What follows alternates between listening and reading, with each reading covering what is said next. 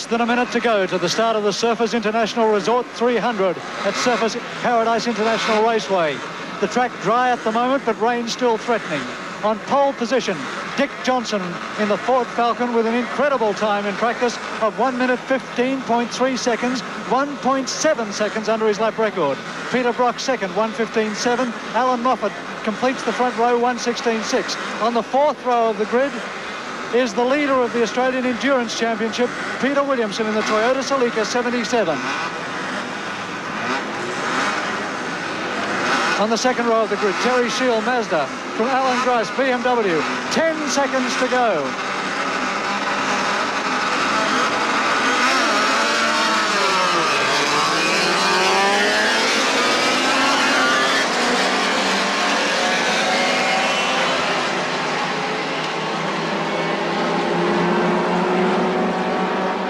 Good start from Brock, but Johnson challenging on the inside. Brock's out of the marbles. And Brock's got it. Alan Moffat in third position. This is what Peter Brock wants, to lead Dick Johnson. He's not had any chance to do that this year. Look at Johnson challenge. Far faster motor car in a straight line.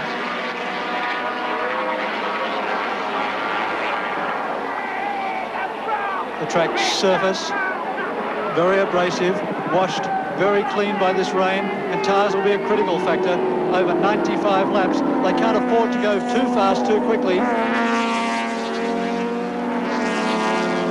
Look at Brock fling that car through. Watch the rear wheel lifting.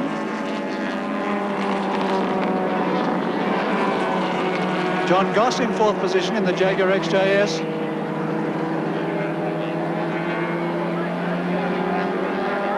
Onto the main straight, Peter Brock, Dick Johnson. Alan Moffat behind, losing the draft down the slipstream, but surprisingly not that far behind. He's in fourth place, goes John Goss, Terry Shield, Alan Brown.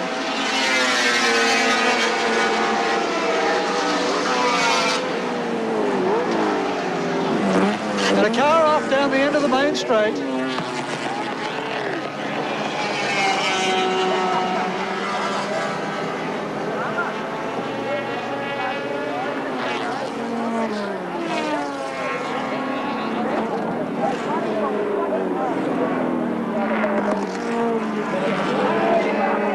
It's Peter Brock who has to do well in the first 15 laps.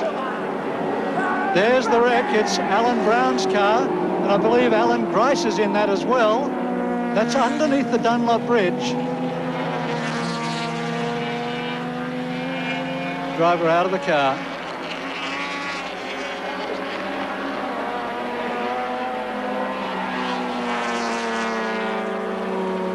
There's the leaders, Peter Brock, coming through the S's. The end of the second lap. Behind him, Dick Johnson challenging. And Alan Moffat, as you can see, starting to drop brake a little bit. And this time, as they come up to the yellow flags, Johnson takes the opportunity to close whatever gap there was. Oh, oil down there. Watch the way Dick Johnson went sideways. So oil obviously spilled. That involved the Recar Commodore and Alan Grice's BMW, the Grice BMW going again.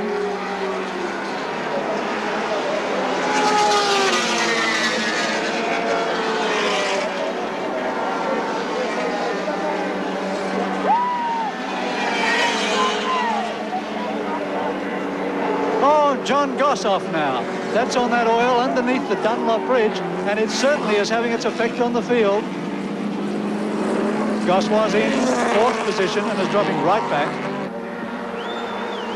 Only 4 laps into the race, and the oil is now joined by rain starting to fall on the circuit, so it'll be very interesting to watch the next few laps. Peter Brock knew that he had to do well in the opening laps if he was to be any chance against the much faster Dick Johnson Ford Falcon. We spoke to him before the event. I don't want to be involved in any dicing, particularly with a car which would be potentially slower, so that means if someone's in front holding me up a little bit, I'll probably try to get through. I think it's important to get into a rhythm here pretty quickly, though, and if that means settling down a bit down behind, say, Dick Johnson, and just keeping him in sight, that's what I'll do. If On the other hand, if I feel as if I should be going a little bit faster, or could go a bit faster and perhaps push him a bit, I'll do that. And Peter Brock, a very surprised man after that interview, I think, to be actually leading this event rather than dogging Dick Johnson. And if anything, Brock is opening a small lead in these conditions as we see the windscreen wipers on Peter Brock's car working, indicating that at the back of the circuit there certainly is some rain falling right now.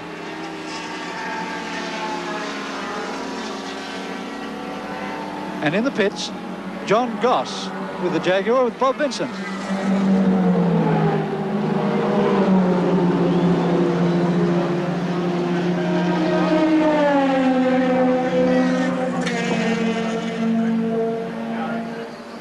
The Jaguar of John Goss has had one off already.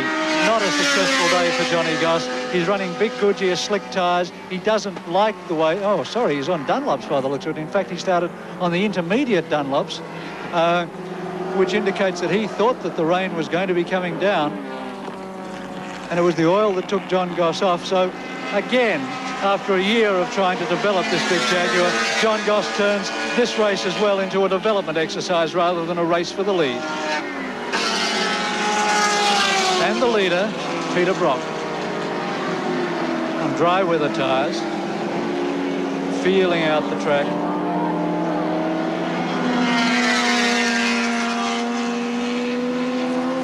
In second place, Dick Johnson, under Qantas Hill.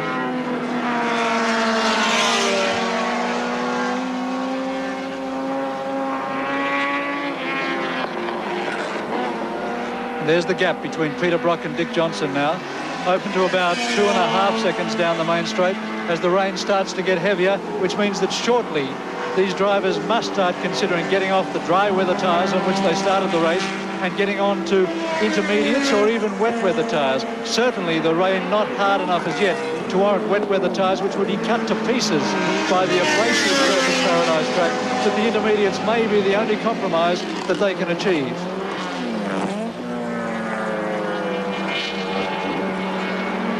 Dick Johnson, before the race, was incredibly confident about the outcome. The whole format of racing has changed in the past 12 months, with whether it be a short race or a long race. And the cars have become so reliable that we're able to drive them flat out the whole time if we're physically fit enough to do so. And that's the way that I approach every race, and especially this one. Well inside the lap record, almost 2 seconds inside your old lap record. Is the car capable of maintaining that sort of speed or just over that sort of speed for the whole 2 hours? Well, when you get a car that can do a quick lap like that, it's obvious that you're not working the car hard if you knock it off another second lap or something like that. So we'll be basically using that as a bit of a buffer, if we can, to enable us to run quick lap times during the whole race. Dick Johnson down the main straight, pursuing Peter Brock.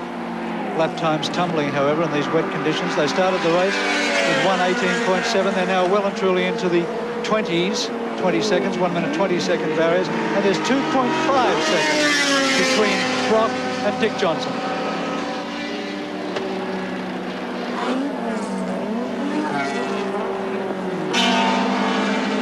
Leading the Australian Endurance Championship on 27 points and leading his 2-litre class in this event, Peter Williamson in car 77, the Toyota Celica, is right where he wishes he wasn't at this moment. He's right behind Gary Whittaker in a Tirana, and Whittaker won't get out of the way through the S's, where Williamson is obviously faster, and down the straight, of course, it's Whittaker who's quicker, and Williamson is locked into a battle with a car that's going nowhere in the outright class, and he just wishes it'd go away.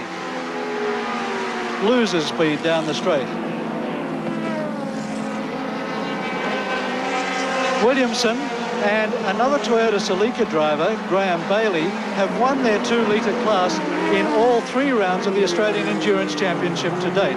They therefore lead the Australian Endurance Championship on 27 points from a Mitsubishi Lancer on 24, then Holden, Mazda and Ford each on 18 points. To win the Australian Endurance Championship, Williamson would like to win today's race. It's not absolutely essential, but to win the 2-litre class today would clinch the championship. The first time ever a Toyota has won the Australian Endurance Championship. It's been dominated by General Motors, which has won it 7 times, and Ford, which has won it 3.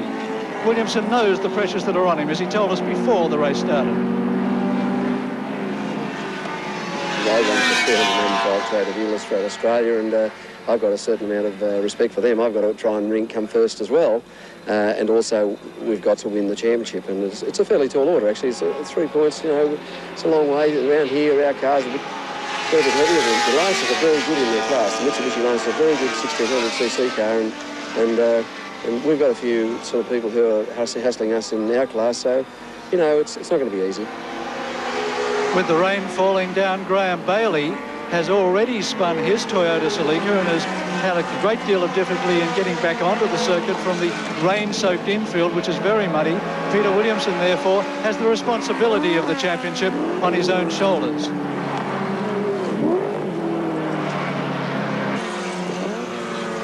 The rain starts to fall more heavily, still not hard enough to warrant coming in for intermediate tyres. Alan Moffat is in third position. He's 20 seconds behind Peter Brock, who has a short lead to Dick Johnson. Alan Moffat was hoping if it was going to rain, that it would rain very heavily. He's got some good intermediate wet weather tyres, hand grooved, which he used to get right amongst the pole position setters in the recent James Hardy 1000 at Bathurst. He knows that the Mazda is very good in very wet weather conditions, and that's what he's hoping for, that this weather will start to get worse than it is at the moment. The Mazda RX-7, of course, is a small engine, rotary engine motor car. However, with the peripheral porting that it's allowed to run, which Moffat incidentally has fought for with the Confederation of Australian Motorsport for 2 years, it's rated out to 4,584 cc's. That's only 500 cc's less than the capacity of Peter Brock's V8 Holden Commodore. So Moffat, while he's driving a small car, is in fact in the big car class and is rated along with them. Moffat evaluated his car's capabilities and the others before the race.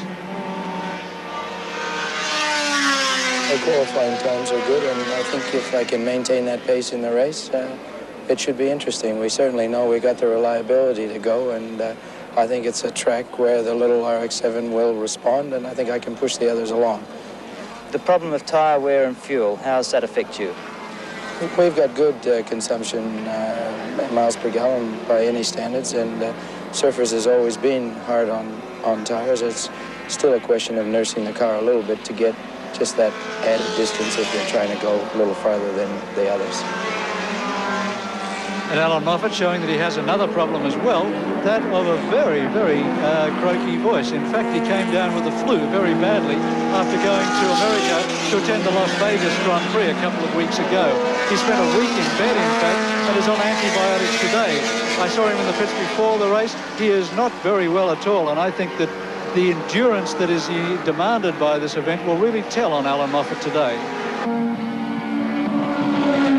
But John, you must be perfectly happy with the way Peter's going at the moment. Yeah, well, it couldn't be any better for us leading, and actually he's established a gap now of about 6 or 7 seconds. We're quite happy with that. The decision relating to the tyres is entirely up to Peter. He'll stay out there as long as he's happy. Fuel-wise, we've got a range of about 250k. So as long as Peter can handle it and maintain the lead, he'll just stay out there and probably till about half distance or maybe a little longer. Can you give us some indication on just how much rain has to be on the track before you consider changing to wet tyres? Oh, it'd have to be nearly torrential to go to actual wet tyres. We'd probably change to intermediate tyres because you must remember that you get a shower, then it dries out, and then you have to come back and change the tyres. So we'd probably put it on to intermediates, but really at the moment there's not enough rain around to even warrant considering going to either intermediates or wet tyres. We'll just stay on the dries.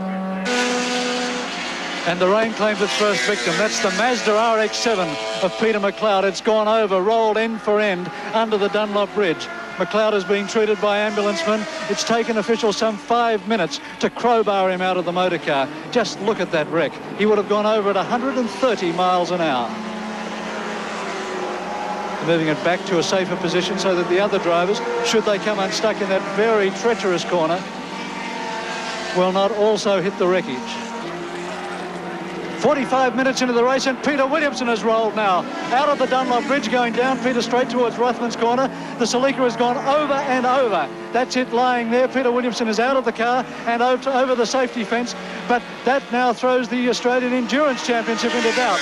It comes back to Graham Bailey now in the other Celica, who now inherits the class lead, to see if he can take the Endurance Championship. But what bad luck for Peter Williamson. Rolled that car over and over.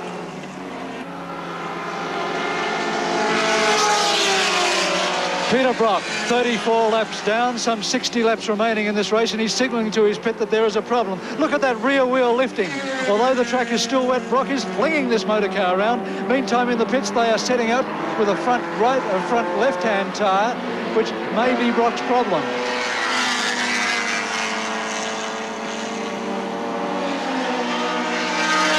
Certainly this time Brock isn't going for the pits, he's going through again, but he's been signalling furiously to his pit crew. He's telling them there's something wrong at the back of the motor car. There's a slick tyre waiting in the pits right now. We've got the two left-hand side tyres out, ready to put on the motor car. Brock is only 6 seconds in front of Dick Johnson, and Johnson now is keeping the pressure on Peter Brock, exactly the opposite to what we expected in this race.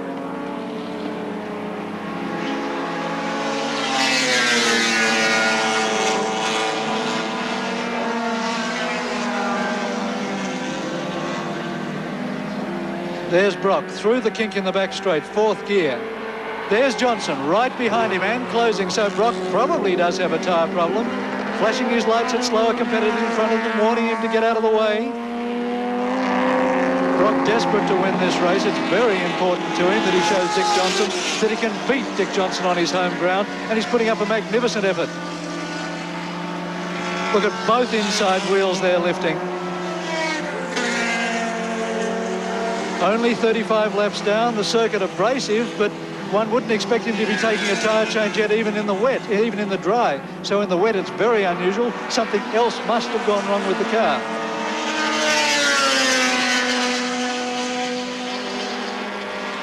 No signal this time. Yes, there is a signal from Brock that time, but not so desperate. Maybe he's decided that he's going to have to live with it, because he can see Johnson now starting to dog him, and the gap is closing. Car 17, Dick Johnson, the man from Prudential, sponsored by the Queensland Ford dealers.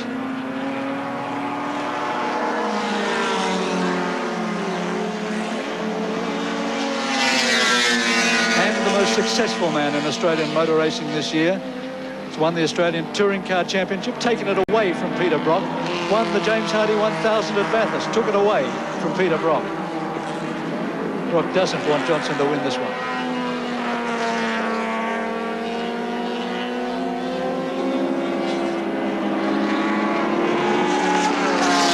Smooth Dick Johnson turns beautifully into the corner, into the S's. See the dry patch through the S's there. A lot of residual water hanging around, but there is one dry line through the S's, and it's that which very smoothly Dick Johnson is clinging to. 3rd position in the race. Alan Moffat has taken his pit stop, only 40 laps down, if that. He's been in the pits about 35 seconds. He took a left rear tyre and slams back out onto the circuit, losing 3rd position to Terry Shield in another Mazda RX-7. Alan Moffat has taken the first significant pit stop of the race. And I just wonder why Moffat took that pit stop. It's very, very unusual at this time. This is the motor car that you would expect to be the lightest on tyres of the leading competitors, and in fact it's he who's taken the first pit stop. So between Peter Brock going off, Alan Moffat taking what must be termed an unscheduled pit stop, the race is one of drama and mystery at this stage, and a lot depends on Bob Vincent in the pits to tell us as the race progresses what occurred.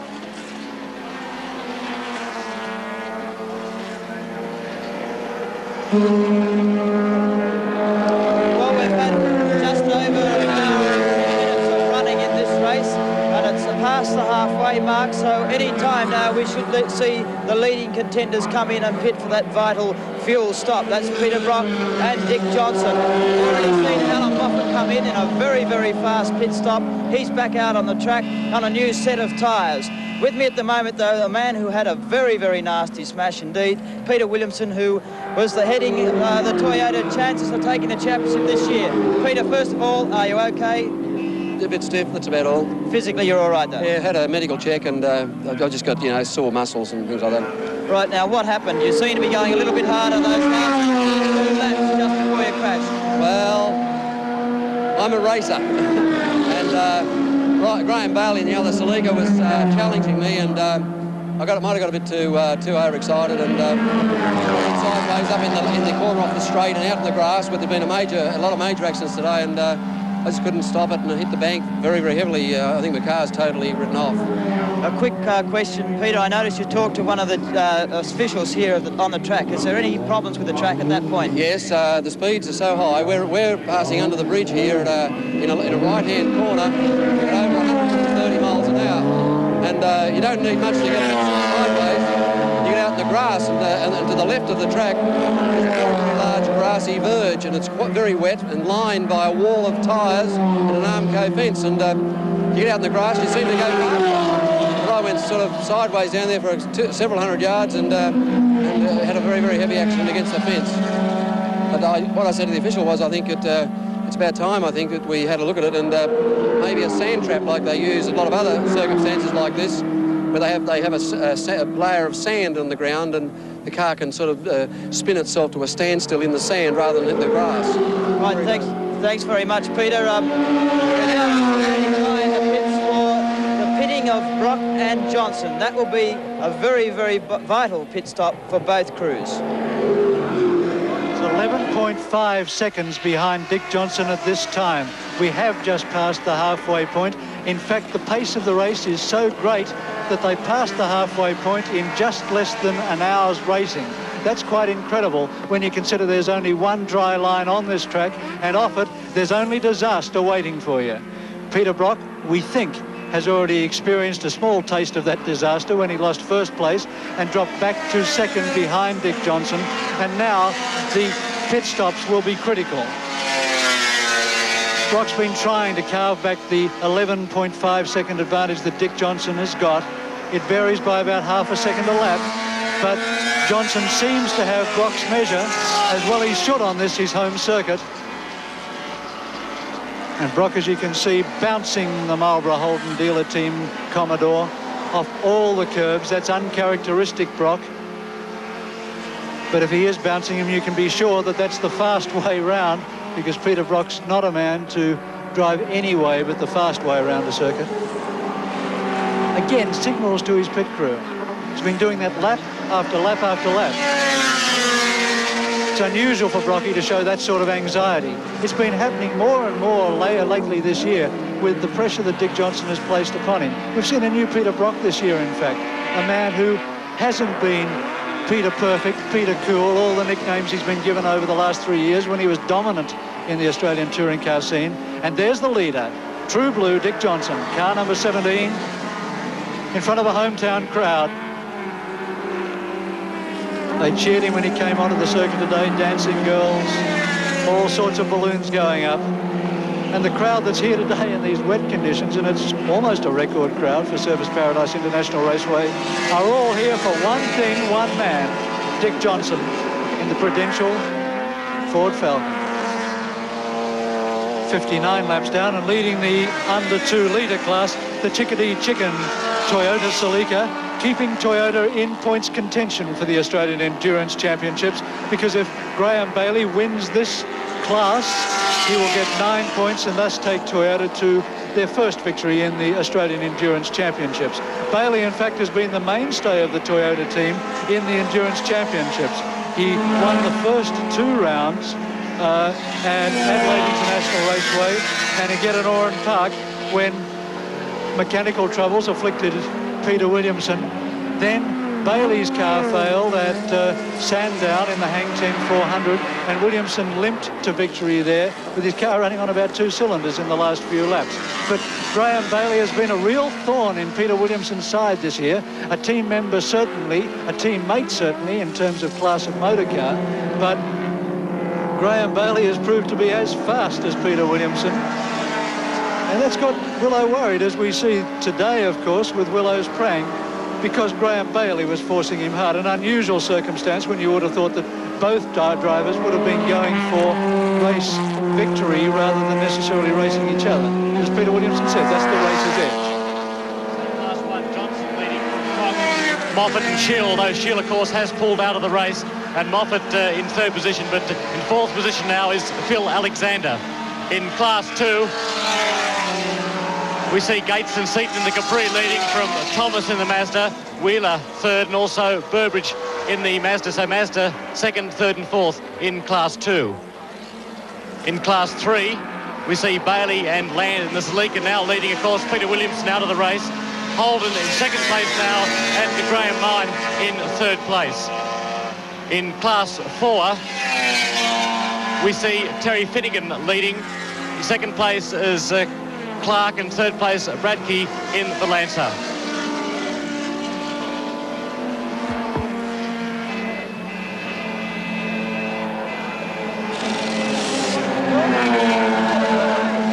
Get out of the way,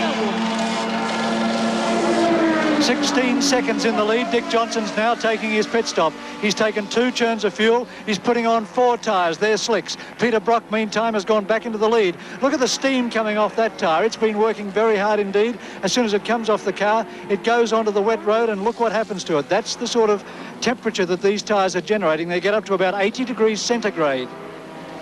Johnson's been in the pits now 35 seconds. That's a long stop. Hands raised. That means that the rear of the car's right. They're still trying to get the front left-hand tyre on. That's the critical one. That's the one that takes most of the wear here at Surfers Paradise International Raceway. Notice that Johnson uses a normal garage jack. He's gone in 52 seconds. Not a good pit stop. He's now going to have to wait there. And he's gone 52 seconds. That's almost a lap behind Peter Brock, but Peter Brock's pit stop is yet to come. These two drivers, the only ones now on the same lap, and they're racing for the lead.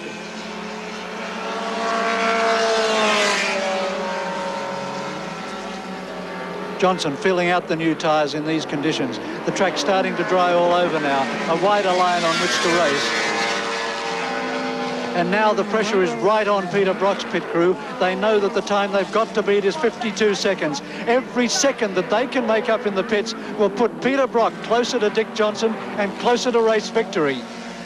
Brock's crew have practiced changing 4 tyres in 28 seconds. But I doubt very much whether they can do it in these sort of circumstances. Concern now in the team, wandering around. John Harvey in the racing overalls there, certainly looking a bit of a worried man, wondering when Peter's going to take his pit stop. He's been more than 60 laps now, more than half distance. That's because the fuel consumption of the car is less in these conditions. He's not using the throttle as much as he would in a truly dry track, so he's able to stretch his pit stop a little while longer. There's Dick Johnson in second position now.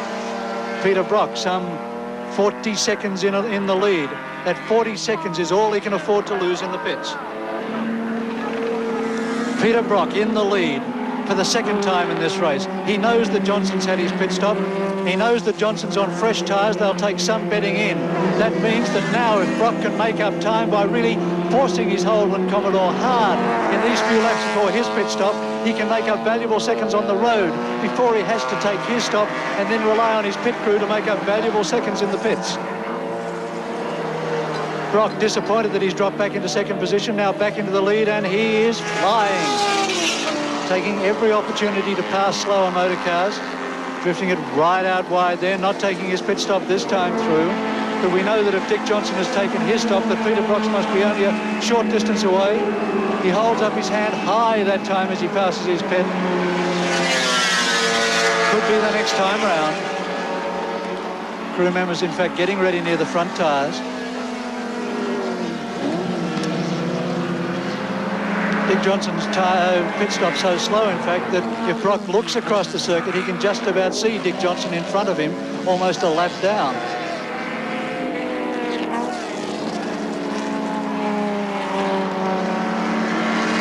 There's Brock. Look at the way he turns into that corner on the back straight. He just flips the car, and a beautiful controlled driver is Peter Brock. Probably not a better driver in Australia, frankly. As he slips under the Chickadee chicken car, that's how hard he's going when he's just working his way through the traffic with that sort of pace and finesse.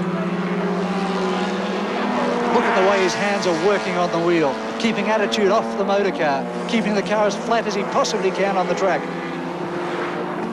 Taking all the pressure himself. You've got to be fit to drive a car like that. Will his pit stop be this time round? Drifts wide. He could duck across the track, but no, he takes the option to go one more lap. Hand up again. I think his pit crew are wondering as much as we are what that hand means, because sooner or later he's got to come in. Still standing by the front tyre. When will he come in? Bruce Nowacki, the blonde-headed man there on the left of screen, doing additions on his hand now, trying to work out with a pen, trying to work out how long Peter Brock's got to go on his consumption. It's something that must be concerning Brock as well, because he's almost on an economy run at this particular stage. Flames belch out the side of Brock's car as unburned fuel burns itself off on the exhaust pipe.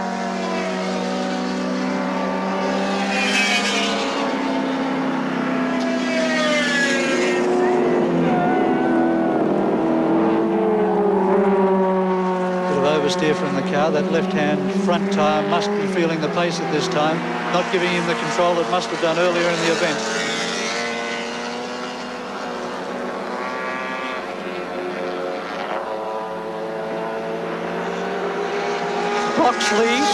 Brock's lead is 57 seconds. So he's extended his lead from the pit stop that Dick Johnson took, and Peter Brock is forging to the lead. Every second that he can make on the track is worth it in the pits. That means that he is just that far further ahead of Dick Johnson. Lap 70, 26 laps to go, and Peter Brock comes to the pits. He's coming very slowly down pit lane. He's true, ready to go, but Brock almost at a snail's pace as he comes into the pits. Watches on him. He's been in for the fuel stop that will decide the race. The tank is being filled at the moment. He's taking a change of tyres. Car up on the floor, jacks at the moment. First tank of fuel's gone in. Off come the two tyres.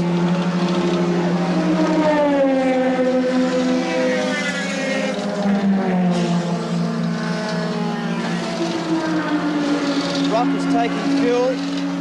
Johnson was in for just over the 15 seconds. Johnson has just passed Brock. Johnson has gone past. Brock has his hands up. There's some problem. The problem starting the car. They're going to have to push it. They're going to have to push it. Brock has started. Johnson has got past him, so now Brock will have to chase Johnson. And we've had just over 51 seconds of pit stop for Brock. 51 seconds for Peter Brock, and now he's after Johnson.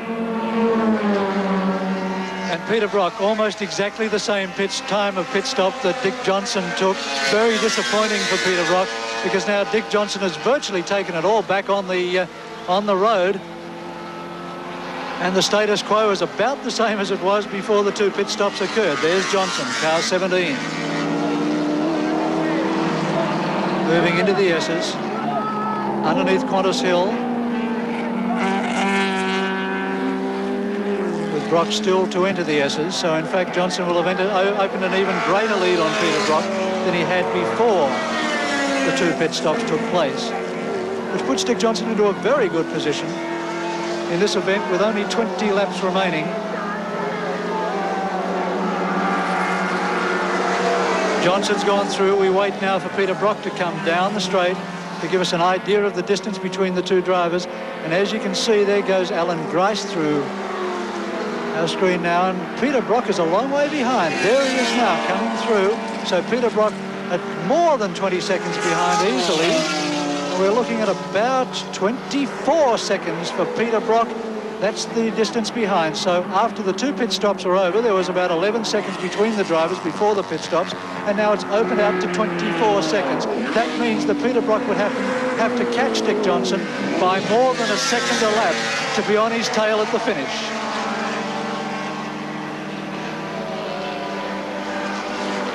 Dick Johnson will be told by his pit crew next time through that he's got a 24-second advantage. He virtually has to match Peter Brock's times now to hold the race differential and win by 24 seconds to take his second victory in the Australian Endurance Championship this year. Leading the 3-litre class, the veteran race driver Barry Seaton in a Mark II Ford Capri V6. Seaton has quite a distance indeed, probably more than a lap from Brian Wheeler in a Mazda RX-3, and Seaton doing it easily as he always has done.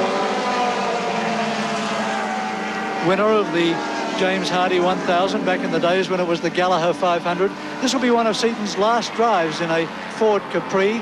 He's bought a BMW 635, just the same as Alan Grice's car, purchased it in race-going condition from England, and he'll be racing that in Australian touring car events next year. And we'll look forward to seeing the wily veteran Seaton in a car like that, sharing the drive this today with John Gates, the man who's purchased this motor car, an ex-Seaton car.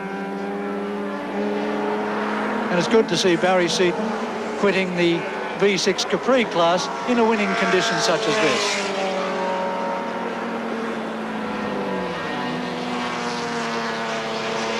And Gates Seaton still leading in Class 2 from Brian Wheeler in the Mazda RX-3. In third place is Bob Thomas, and then in fourth place, Burbridge in the Mazda.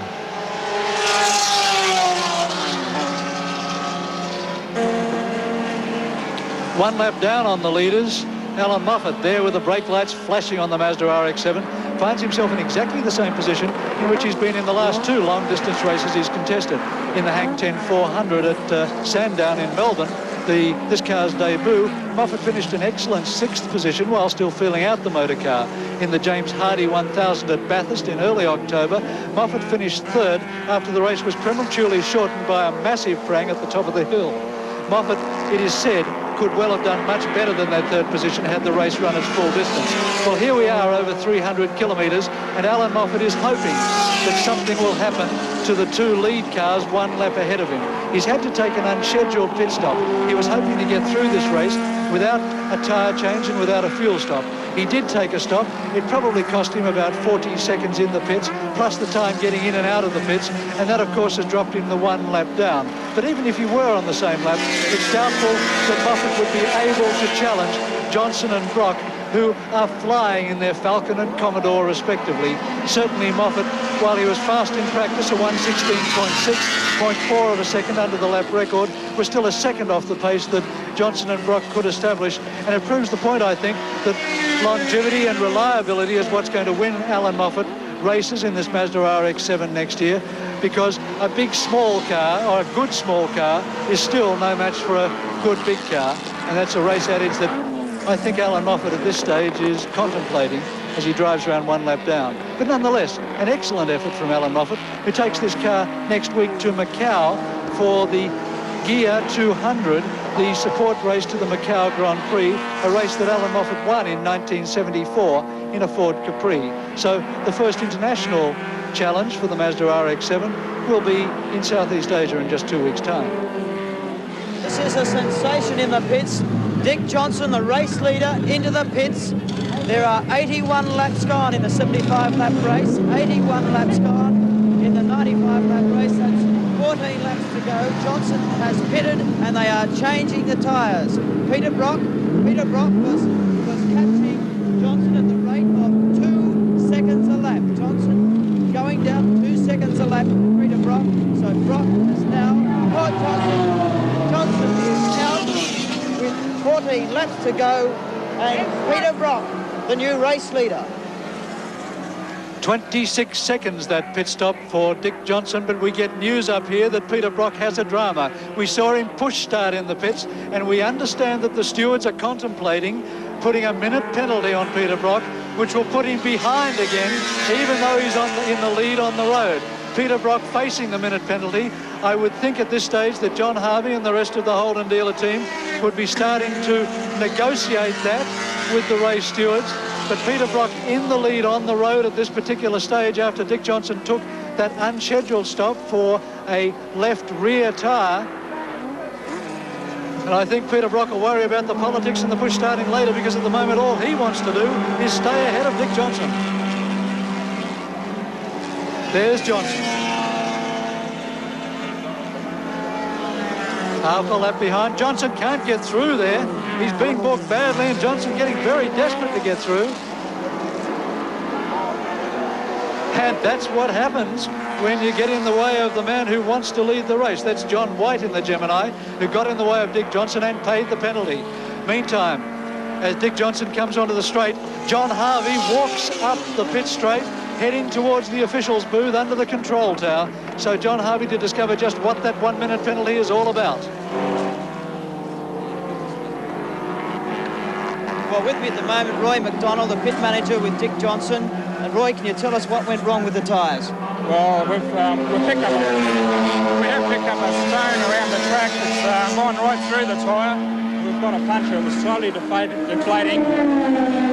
There's 15 laps to go and it wouldn't have made it to the end, so we had to come in and then change it.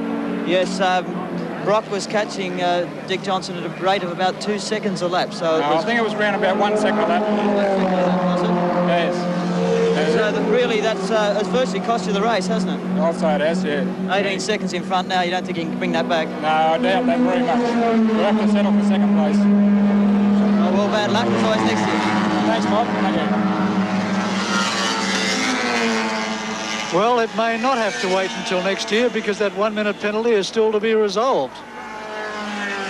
So Dick Johnson soaring on, and he should be told that that 1 minute penalty could be applied because it could alter the way in which he will drive this race. At the moment, he might be settling back,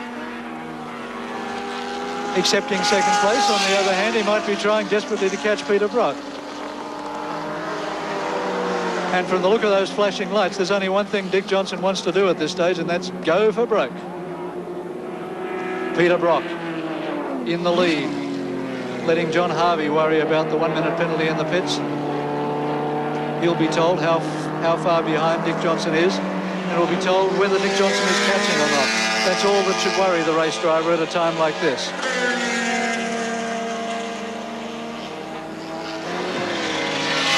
The leader of the 1600cc class is the little Toyota Corolla Levin, being driven by the only lady in the event, Alexandra Surplus. She's sharing the drive with Doug Clark, who used to be Graham Bailey's co-driver in the Toyota Celica. This is a classic case of Peter Williamson and the Toyota dealer team loading the bases, because the car that was most likely to be in contention for the Australian Endurance Championship was the Craig Bradkey Mitsubishi Lancer, which was only 3 points behind Williamson in the overall placings for the Australian Endurance Championship. Now, to stop Bradkey winning his class, the 1600cc class, and therefore scoring maximum points and worrying the Toyota Celicas, this Toyota Corolla was brought up here to Surfers Paradise, and it's doing its job admirably because it is leading the class at this particular stage, thus blocking the Mitsubishi Lancer from the Australian Endurance Championships. Alexandra Surplus, a 25-year-old Sydney driver, doing an excellent job in the car. Doug Clark, a 38-year-old thereabouts, driver from Gosford in New South Wales, a seasoned professional, and if it's him in the car at the moment, it's a credit to him because the car is going excellently on the road. And the confirmation comes out to Peter Brock. Yes, he does have a 1 minute penalty. He is 42 seconds ahead of Dick Johnson. There are 10 laps remaining in this event. To overcome his 1 minute penalty, Peter Brock has to open up 18 seconds on Dick Johnson in just 10 laps. He opened up 2 seconds on the last lap, so it is possible. Dick Johnson, however, may not have been told about the 1 minute penalty. He may be simply cruising to accept a certain second place. If Johnson gets the word, he should be able to hold Brock out, but it'll be close. This race is far from over yet because we've just learned from the Holden dealer team pit crew that Peter Brock, in fact, will be penalised 1 minute for a push start in the pits. Now, it's something that I am not exactly sure on. John Harvey, what are the details? Well, the rule book says that the starter motor must be used to start the car at all times, but in the last few years in all long-distance races, they waive that rule during pit stops. As long as the car starts at the beginning of the race, either on the warm-up lap or just prior to the start of the race, no problem. However, they don't apply that here, and they've now imposed a penalty on us. But however, we're 70.5 seconds ahead, so in fact we're 10.5 seconds ahead of Dick with the penalty. It's going to make it a very close finish. Are you going to challenge that ruling at all? Are you going to challenge that ruling at all, or are you you going to let it stay? Well, it'll depend how it finishes up. If we win the race by 65 seconds, I think we'd worry about it. If we lose the race by a second, I think we'd have something to say, sure. There's Dick Johnson. Now, what sort of messages he got from his pit crew? Has he been told about the situation that's occurred for Peter Brock? One must assume that he has. We've got a clock on him at the moment to see just what the distance is behind.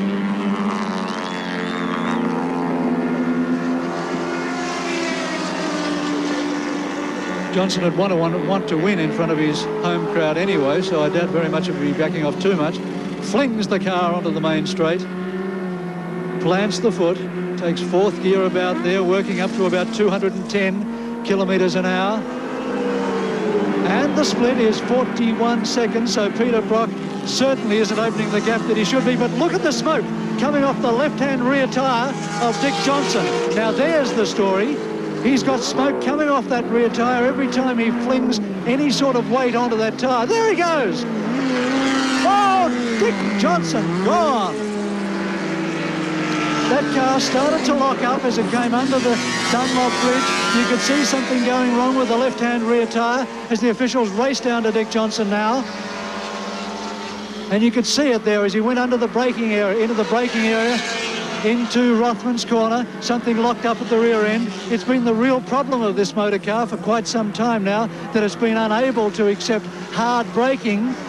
The rear suspension hasn't been unable to take it. In fact, Johnson has gone for quite some help from sources such as even the Nissan motor team. And there he is. Dick Johnson's out of the car. He's okay, but a very disappointed Dick Johnson.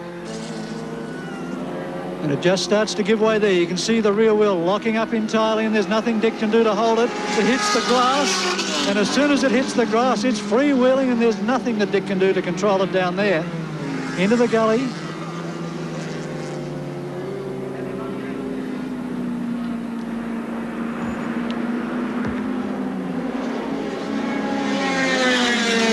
And the power that roll bar must have inside Dick's car, because it just crushed down on the cockpit.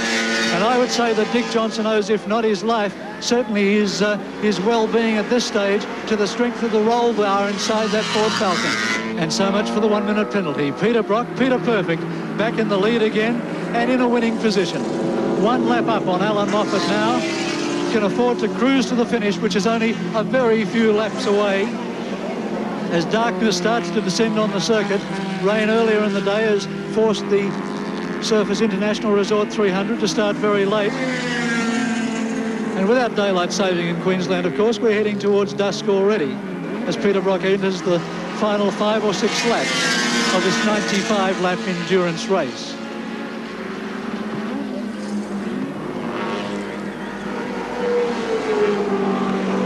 Brock, his arm resting casually now on the sill of the car as he comes down the main straight.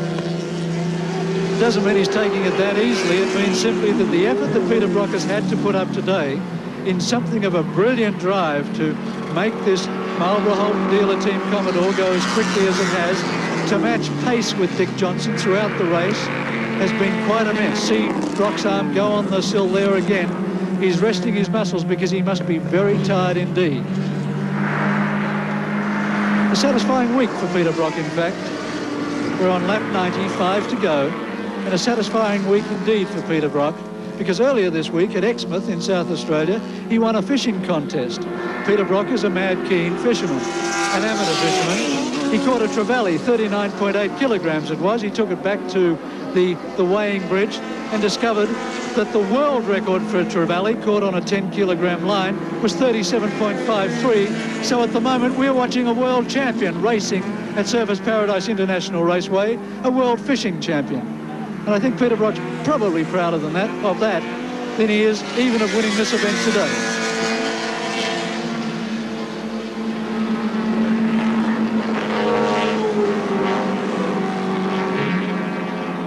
Brock, 3 times Australian touring car champion, 5 times winner of the James Hardy 1000, matching the all-time James Hardy 1000 record set by Bob Jane.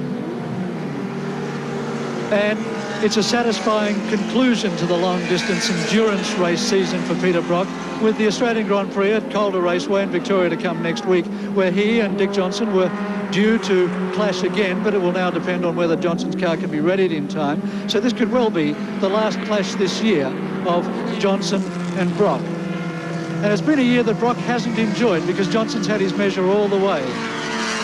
Johnson's car has had a better power-to-weight ratio. Brock has been denied the cylinder heads and camshafts that he wanted to make himself competitive. He said that had he been allowed those cylinder heads and camshafts, that he would have had an extra 35 horsepower approximately and another 11 foot-pounds of torque. His engine currently running at 330 horsepower, and on every straight, on every acceleration out of a corner, he's been behind the 8-ball, separated from Dick Johnson by mass horsepower. It's been a frustrating situation for Peter Brock. And earlier, before this race started, we asked him just what he thought of the rivalry between himself and Dick Johnson. Dick's a very clever engineer, very good driver, and we have to keep on our toes to try and keep in the ballpark. I think it's been very good for motorsport in general. It's certainly been good for me and the team, in that we've had to really extract an extra amount of performance from our car and from ourselves. And I mean, everywhere around Australia this year has been fantastic for motorsport. It's been great racing. The fans have been behaving well like football crowds, and I'm looking forward to 82. I hope I can turn the tables. Well, a smile from Peter Brock. There was probably a plastic smile at the time he gave that interview, but now he's got reason to think that it may come good for him in 1982. He'll keep trying to get those camshafts and the cylinder head homologated so that he can be more competitive with Dick Johnson. And certainly this year, we've seen probably Peter Brock at his best. Not necessarily winning, but because of the desperation that's been on him, we've seen a more intense Peter Brock. We've seen a man who has tried harder than he possibly ever could before. And we're coming up to the checkered flag now for Peter Brock, winner of the Surfers Paradise International Resort 300 over 95 laps of the 3.22 kilometre Surfers Paradise circuit. Graham Bailey in the Toyota Celica will take the 2-litre class. That will give Toyota the Australian Endurance Championship for 1981.